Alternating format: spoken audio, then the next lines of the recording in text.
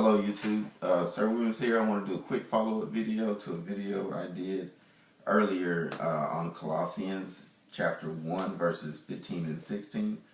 I'll leave a link to the first video because I want to be quick and to the point here in this video as well as I did in the previous one.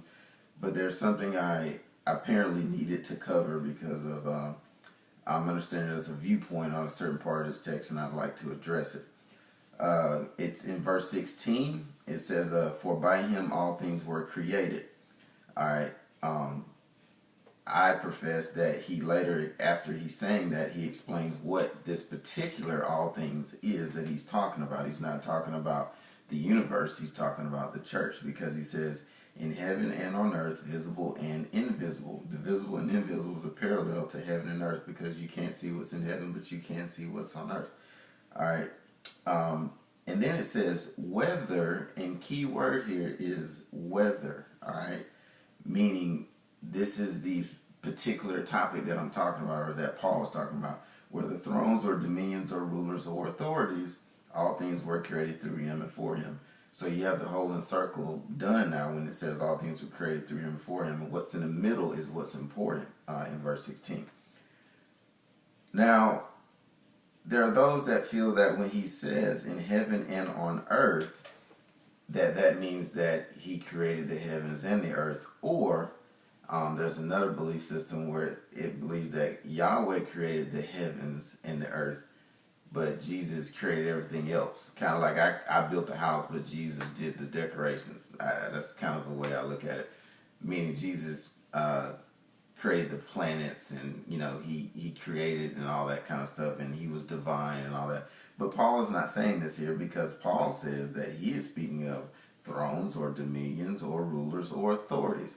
Notice he didn't say in heaven and on earth, visible and invisible, whether it be mountains or seas or planets or stars, or he made it had nothing to do with the material universe whatsoever.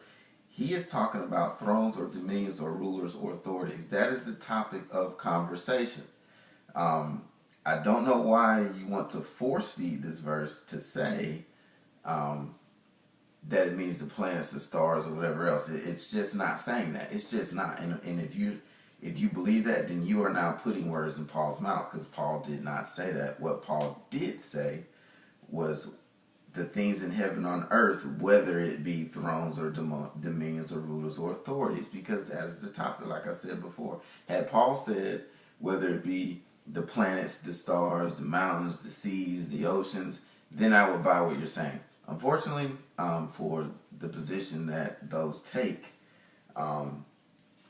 in saying that Jesus is talking about the material universe, Paul didn't say that. Unfortunately, Paul did not say that for people who want to take that belief. Paul is talking about the hierarchy of the new church. Jesus is the chief cornerstone. Jesus is the head of the new church. All power and authority was given to him. And this is what it's talking about. Later in verse 18 it says, and he is the head of the body, the church. Right there again, he's saying it. This is what I'm talking about, the body of the church. I mean, what else does he have to say in order for you to understand that he's not talking about the material universe? I don't think when Paul wrote this, he anticipated everybody taking his words this way. But be that as it may, he's not saying that. So I just wanted to cover that real quick. Again, it's just not there. It's just not there. Thanks for watching. If something in this video doesn't make sense, it probably is because you probably want to watch the first video if you want to take time to do that. I'll leave a link in the description to the first video. Anyway, as always, thanks for watching, and peace to everybody. Shalom.